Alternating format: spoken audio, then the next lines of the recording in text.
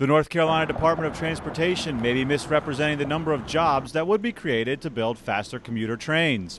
The news release DOT published last month says the construction will create more than 4,000 jobs in the short run.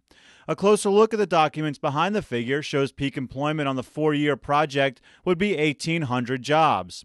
Also, average annual employment over the 4 years would be less than 1,200 jobs. DOT's job claims are not based on actual jobs, but instead on an unconventional term called job years. It's defined as employing one person for 1 year. Under the concept, if one person held the same job for 4 years, it would be counted as 4 jobs. DOT has not explained the difference.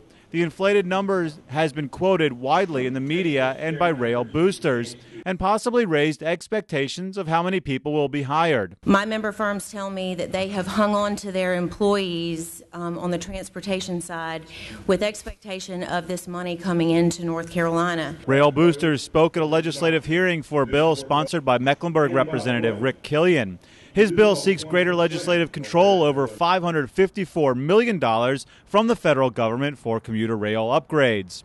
The confusing job figures seem to reinforce Killian's skepticism. These are temporary, publicly financed jobs, and what we need to have in North Carolina is sustainable, private sector, market-driven jobs. Killian does not oppose improving North Carolina's 317-mile railroad corridor.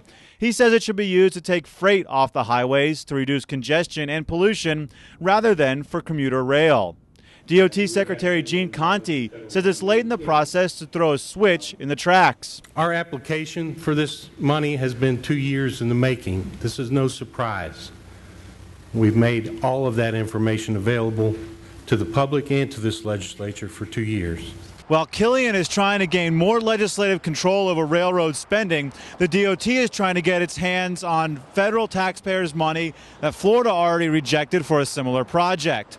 Killian's bill is sitting in committee. It must pass through the House and Senate before the governor could act on it. For CarolinaJournal.tv, I'm Anthony Greco.